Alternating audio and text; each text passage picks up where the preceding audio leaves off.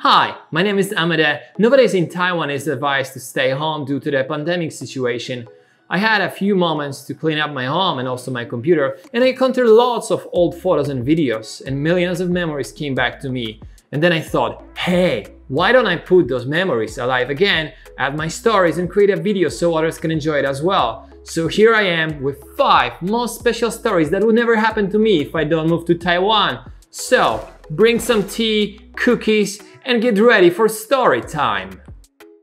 Do pineapples grow on trees? When foreigners first come to Taiwan, they love to spend time on their scooters. Back in that day, I wasn't very different.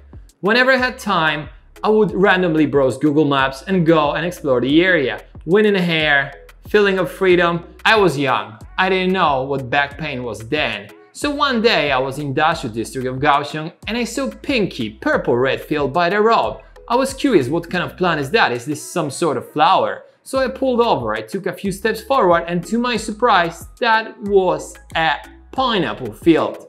Wait, pineapple field? Don't they grow on trees?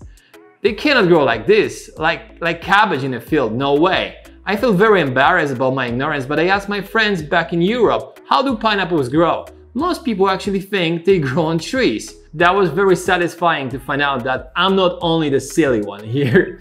Can Taiwanese gods enjoy pole dancers? I love Taiwanese temples, the culture and the architecture. I love to explore it, learn about it. It's like a whole new world to me. If you come from Europe, you're used to that type of architecture, and mostly churches are monumental buildings around. However, from time to time you read a book, you watch a movie or play a video game and think about those Eastern style temples. They are magnificent and full of mysteries.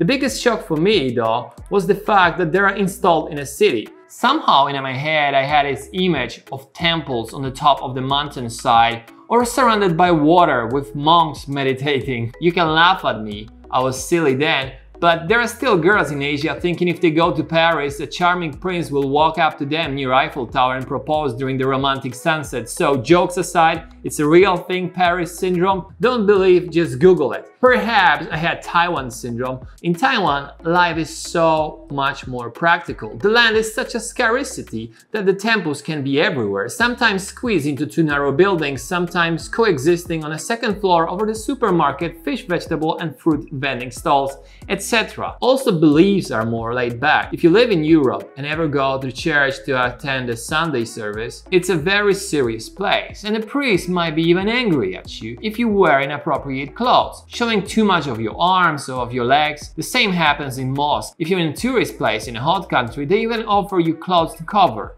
So here in Taiwan, one day, there was a street parade.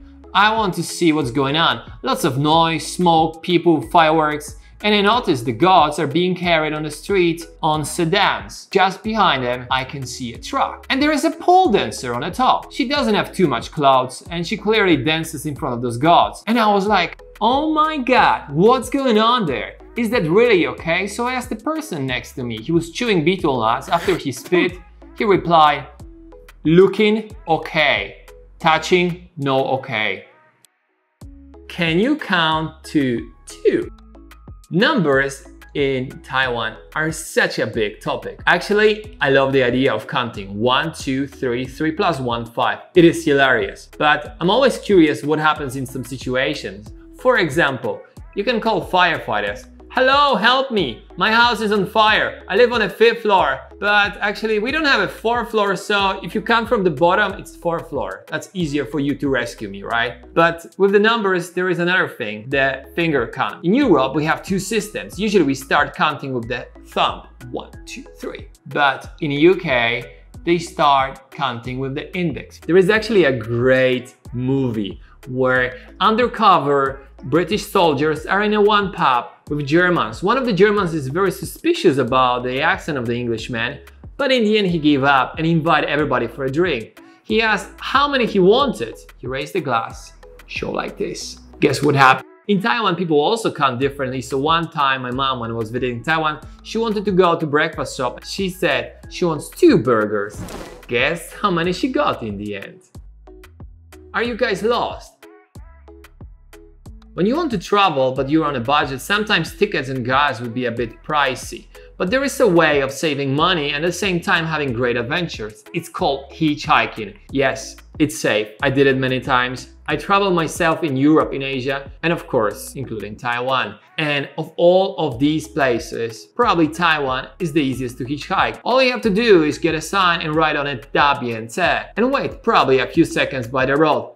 I hitchhiked around the island once and I have few smaller trips, but anyways, always having a blast. Taiwanese are extremely helpful and friendly. Sometimes they're even confused. They stop by and ask, "Hey, are you lost? Where are you going? You go to Taipei? I'll take you to the train station and buy you tickets." This is not how you travel in Taiwan. It doesn't work. Actually, there are two mistakes. First of all, it works very well in Taiwan. Second, this is not a point of hitchhiking. It's a way of two people interacting with each other. You have an empty seat. We, two strangers, can sit together in one car, have a chat, have a laugh, and create a good vibe. And usually people who hitchhiked previously will help you, and next time you see a hitchhiker, you drive your car, you're probably gonna stop and do the same. And sometimes you get so lucky that people actually have more time and they take a detour and show you their neighborhood or some amazing places that you would never find if you travel by your own. Once when I was hitchhiking in the East, a couple stopped the car and they say, "Well, you know, we need to have a stop. We go to the fried chicken shop."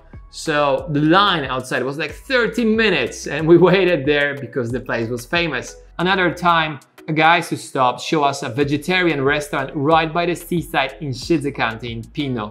Place was really amazing. Food was also great. Hitchhiking is not only about saving money really, but the whole experience of meeting local people and knowing them better that I totally recommend to try if you never did it in Taiwan. And it's very, very easy. Wait, Taiwan is more than just the cities? When I arrived in Taiwan for the first time, it was rainy season and it literally rained for 2 weeks. I spent most of my time in the city and driving around or using MRT. I was under the impression that Taiwan is just like a never-ending city, but I was so wrong. The other day, a friend of mine invited me on a trip to Pingdong. I was stunned after we left Kaohsiung.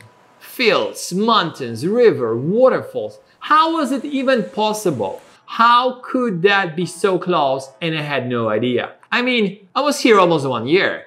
Then I learned word pubu, which means waterfall in Mandarin, and I googled all the waterfalls in the area. There were tons of pins on my map. I was so excited I could leave the city every week and explore new places. That was so much fun. Waterfalls, natural swimming pools, hot springs, mountains, cold water when the water is soft, and sun burns your skin and you sweat after 5 minutes out. Absolutely love it. The other day, we discovered that there is an amazing place in the mountains in Pingdong with hot springs. It was winter, around the end of the year, so we decided to make a little trip there. Of course, we rode scooters from Kaohsiung. First lesson I learned, 6 hours on a scooter is really, really long ride. My back hurts when I think about this now after many, many years. Another lesson learned is, if you live in a city, convenience stores are on every corner, gas stations are everywhere. If you go to the mountains, you might not see those for hours, so make sure you fill up the gas in your vehicle before you leave, otherwise you will end up like me asking locals in the mountain town to sell you some gas off. When we arrived to the place that was pointing to the hot spring, obviously it was very, very late and dark, so we set up a tent in the field. One thing about Taiwanese mountains in the winter, they are freezing cold at night. But the next day, well, we survived. We went to the hot spring. It was really gorgeous and totally worth all the struggles. I actually think, nature-wise, it's one of the most beautiful places in Taiwan, or maybe even one of the most beautiful places in the world. And actually I visited again. Fun fact, my wife complained a lot on the way back, how exhausted she was and she declared multiple times that she would never come again. In the end, she changed her mind. And that's the meaning of true love, isn't it? Thank you for watching. I hope you enjoy my stories. Which story do you find the most interesting? Please write a comment below. Press the thumb up, subscribe to my channel and hit the ring. See you next time, my dear friends. Goodbye.